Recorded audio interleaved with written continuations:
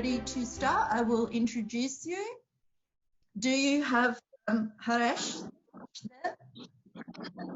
Yeah, ma'am. Please go ahead. It's all good. Okay, so I'll move now to this presentation by Mitsu, Parikh. I apologize if I don't get the pronunciation correct. And Harsh Mahaseth, gender bias, the legal work culture in Nepal.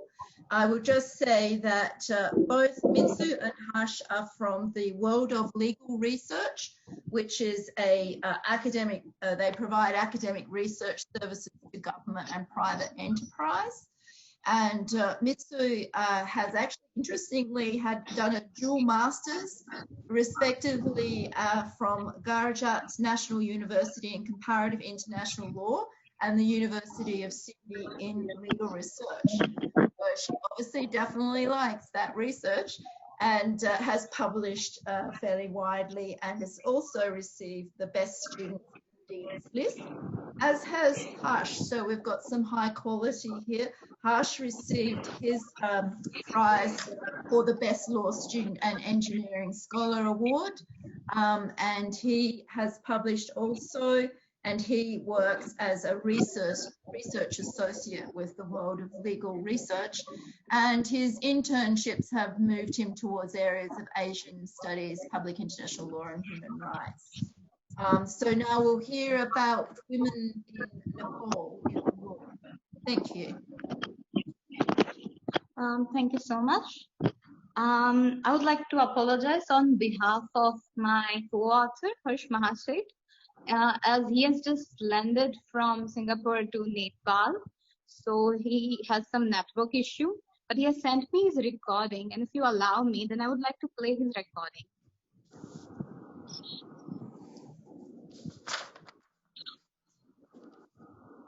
Am I audible?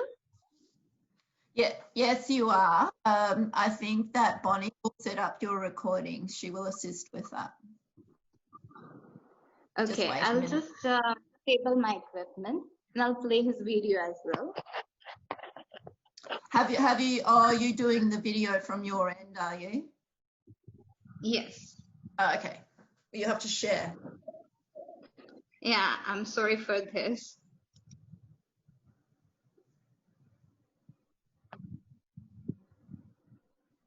Isn't technology wonderful? Maybe if you just pull the laptop lid down a bit, we can see. Sure, I'll do that.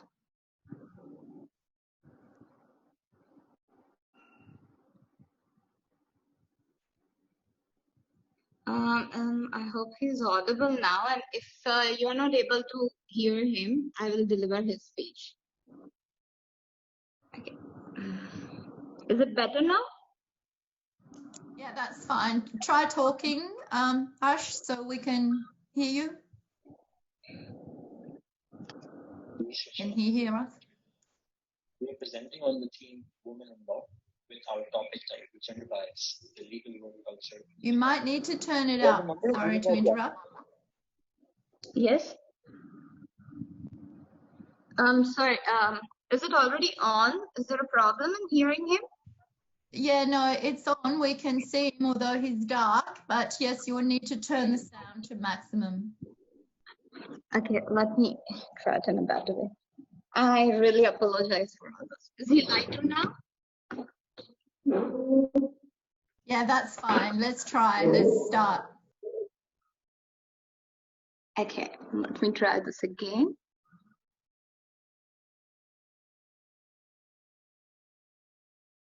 Along with Ms. Mitsu, a senior researcher at the World of Legal Research, we are presenting on the theme Women in Law with our topic title Gender Bias, the Legal Work Culture in Nepal. While the number of women law graduates have increased in the past few years, and there are programs conducted by law firms and organizations to empower women,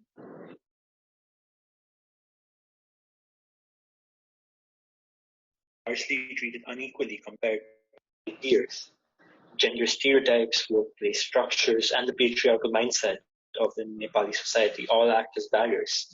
Through our research, we have outlined many possible barriers and efforts made by the organizations, law firms, and government. And we are trying to identify the barriers, analyze the situation, and hopefully recommend methods to tackle such barriers.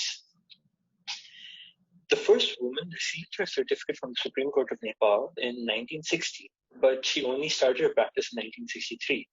And over half a century later, the legal demographics still see men dominating the profession.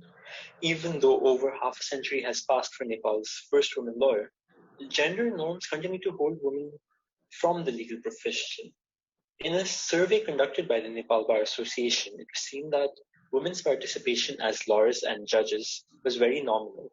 According to the Nepal Bar Association, there are a total of 18,160 lawyers in Nepal, and only 2,200 of them are women. This is in comparison to the 2010 report, where it was indicated that there were only 1,000 women in the legal profession. The legal profession is still a male-dominated sector, and the low participation of women reinforces traditional gender roles. With the beginning of women entering the legal profession between the 1960s and 70s, the census data since then till now, 2020, includes information about practicing lawyers and allows us to see how the ratio of male to female lawyers have been increasing over the past half a century. Women have been practicing in the legal profession. However, a sad state of affairs sees women around the world remaining marginalized in the senior rankings of the profession, and sexism is still endemic. That's true in Nepal as well, as Nepali women are still largely unequally treated compared to their male peers. We see this even when it comes to claiming citizenship, which can be done by birth through fathers, but not through mothers. Astonishingly, only 8.3% of Nepali women in the labor force are paid, and they are disproportionately represented in low-skill occupations. In the legal profession, not only are they underpaid, but they also face discrimination. Law firms in Nepal prefer to hire male lawyers instead of women. Even if they are hired, they are paid less than their male counterparts. And women in Nepal generally maintain a lower status than their male counterparts, ranking lower than men in almost every social indicator. And the adult female literacy rate in Nepal is only 49%, while that for Nepali men is 72%. And about 28% of Nepali women are reported to have faced sexual and gender-based violence, which is only the reported instances. Interviews with female legal professionals show that bullying, more restriction in court, fewer opportunities for advancement, and the need to have a let-it-go attitude when comments are made are all part of this problem. They have disproportionate responsibilities to take care of their homes and children, which also makes it harder for them to advance in the field than men. While some say that a government quota can help in increasing this participation, others say increasing women's enrollment in law school is key to improving equality while maintaining quality. It's not only about increasing participation, but also sensitizing the people. Most of the female legal professionals are found in the capital city of Kathmandu, while in the other districts and states, we do not see much of a female legal professional population. And there is a need to increase sensitization programs as well as also increase the number of outreach, development, or training programs that take place in these other states. And hopefully this could help in increasing the number of female lawyers. Nepal has seen women take the post of powerful positions such as the President, the Speaker of Parliament, and the Chief Justice of the Supreme Court. This all has occurred after 2016. This was momentous for women's rights movement in Nepal and around the world. And the new constitution also reserves 33% of seats for women in federal and provincial parliaments. And this result of local elections also brought a wave of women leadership in politics and governance, electing over 14,000 women leaders throughout the country. However, apart from the barriers that I might have already mentioned, there are certain barriers that are unique to the Nepalese legal system as well. Advocate Meera Dhungana in an interview spoke about the uncomfortable atmosphere around addressing the judges. In Nepal, the word used to address the judge is Shriman, which means husband, which is awkward and uncomfortable for the female lawyers. Such discomfort could lead to underconfidence, which does negatively impact their case.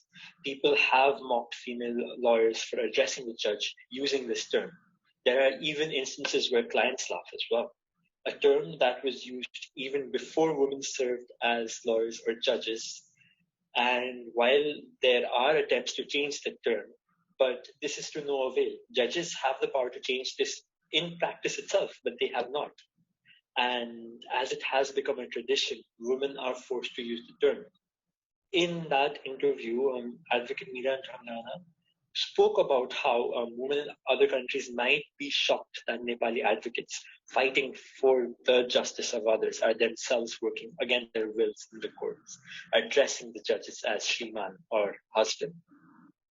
In an interview, advocate Bimala Kharka spoke about how the term Shriman reflects the early domination of the legal profession by men, and it was unthought of for the possibility of there being women judges. There are also male lawyers that have supported the change of this term, but as we can see, nothing has been changed. In interviews, we found out that judges don't take female advocates seriously as well. Also, it was shocking to see the atmosphere around the courtrooms where male lawyers sometimes go about asking irrelevant questions and raising their voice during the court proceedings, while female lawyers have noted that they had to stay on track, keep calm and argue, and such behavior as their male counterparts were not tolerated. Advocates voiced out that in the legal profession, men are given more priority and opportunities regardless of fellow women who are working hard night and day. In an interview with BBC, former Chief Justice Sushila Karki spoke about how, when she was studying law, only a few female students were studying as well, and that too in Kathmandu. She spoke about how people in the plain regions do not have proportional representation and focused on the need for proportional representation. So if we do see the disproportionate responsibilities and the need to improve equality while maintaining equality, women should be encouraged to join legal studies. One of the top law schools in Nepal consists of a male-to-female ratio of 3:1. For every 75 male students, there are only 25 female students. And this is at one of the best law schools in the country, in the capital. The numbers are far worse in other states of the nation.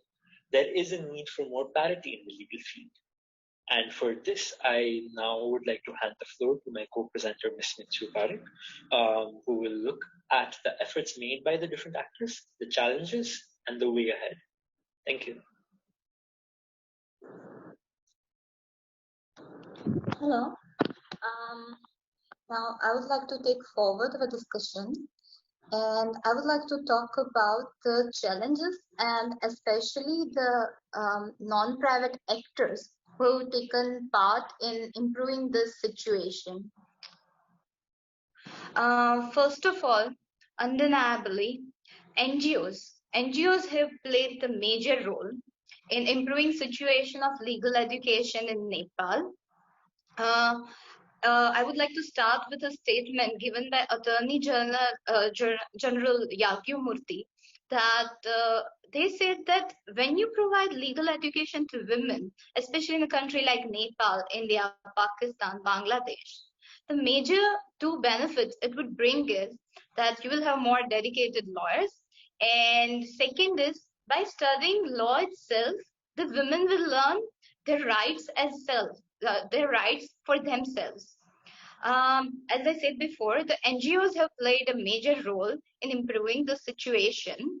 There is an NGO called DLA Piper. It is a non-profit organization, and it has provided long-term pro bono legal assistance to various parts of the world. And one of the work they have done has been in Nepal. They have organized many seminars, workshops, especially long and short workshops both for women lawyer. And this step has been further led by a Canadian-based organization and United Nations Development Program. They have conducted a training program where they start with teaching basics of legal education like professionalism, legal ethics. Then on the next day, they also teach constitutional law, commercial law. This was started in 2015, but now every year they have been adding some more subjects like IPR, then Domestic Violence Act. And now in 2020, they also added a workshop on ADR, mediation, ADR, and stuff like that. Second, the Bar Association, Nepal Bar Association, has also organized a conference where almost every year 400 to 500 women lawyers meet across and they discuss. They don't have to be a professional litigator, but they just need to have legal education. On top of all this, many individuals and other committees have worked in this area as well. First of all, as Harsh mentioned before, Sushila Kumari has also initiated a scholarship program. They started women lawyer joining and then women lawyer interest group. They also have worked a lot. Also, NRI people have been providing many scholarship in this area. Now, coming to the last part of the discussion, that will be challenges ahead and how can we provide method to curb them.